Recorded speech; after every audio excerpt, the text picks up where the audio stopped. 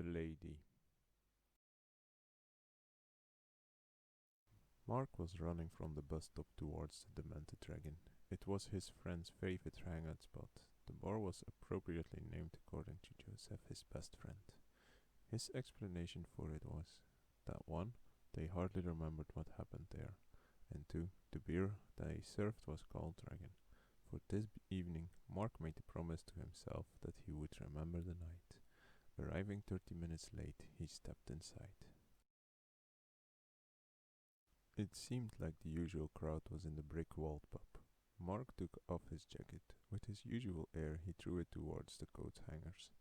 He missed by a couple of centimeters. Without Mark even noticing, his jacket landed over a young lady's head. She was furious, but Mark did not notice. He was headed for his friends. Mark heard a loud crash and turned around. He saw the young lady laying on the floor, on top of her date, with his jacket in her hand. What had happened is as follows. The young woman had stood up angrily and started after Mark. Her date wanted to avoid trouble and had grabbed her by the wrist. Not anticipating how angry she was and how quick she was going made it a bad idea. She had pulled the guy from his chair. He still held on to her wrist and brought her out of balance. She fell on top of him in an undignified manner, but for Mark she was stealing his jacket, so he went back and yanked his jacket out of her hands and said, "That's mine, thank you. Stealing is not nice." He hung his coat over the coat hanger and went to join his friends. They did not notice him arriving. All of them were staring over the rim of their glass. He was about to greet them when his eyes found what they were staring at. It was the bartender. The lady serving drinks was quite a specimen, dressed in just enough clothes so you could say it was decent. This would definitely be an expensive night. Mark joined his friends in the silent staring. After a couple of beers, Joseph noticed Mark and greeted him with a poke in the ribs. Mark jumped and fell off his chair. Joseph started laughing so loud that both other friends stopped staring at the bartender. After spotting Mark on the floor, they joined in the laughter. After a while, one of them said, "Hi Mark, when did you get here?" "About 2 beers ago, Caleb," was Mark's answer while he rubbed his bottom. "I noticed why you didn't see me coming," grinned Mark. "You owe me a couple of rounds for that, Joseph." Joseph was still laughing but nodded. They all went back to their beers and of course the staring. Half an hour and 4 more beers later, Mark's promise to remember the night was hanging by a thread. His brain also started coming up with the best ideas ever. One of them he set in motion. He waved the bartender over and ordered another beer.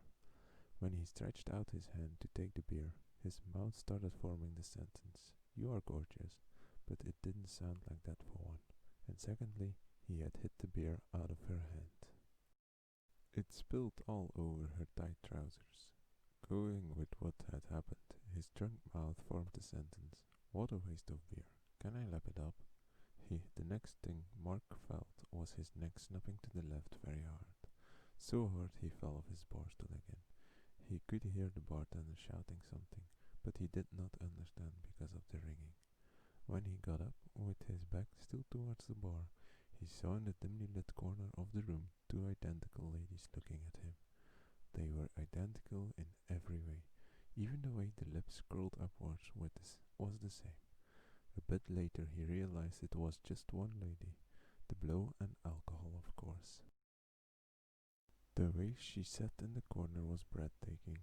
Straight back, lips pressed in a tiny smile, one hand on the armrest, the other holding a glass of wine. She commanded the space around her. Mark fell for her in an instant. He turned to Joseph, grabbed the beer in his hand and drank it in one gulp. He placed it on the bar, ignoring Joseph's protest. He started moving towards the corner, doing his utmost best to look confident and not drunk. He failed 3 steps in when he reached the edge of the raised bar area. He got back up with an air that the fall was by design. Continuing on in a straight line, he encountered the seatful chairs and tables. He dragged them all out of the way. Once next to her, he opened his mouth to speak. She cut him off with a single motion of her hand. He closed his mouth with a resonating click. She She stood up with the grace of a gazelle. She did 2 steps away from Mark, turned around and said, "Be less of a jerk and I will consider going out with you." She went for the exit, but just before she left she said something over her shoulder. "Wake up, Mark. You have to go to work." Very confused, Mark blinked and woke up in his bed. Next to him was the beautiful lady from the bar, Jane, his wife.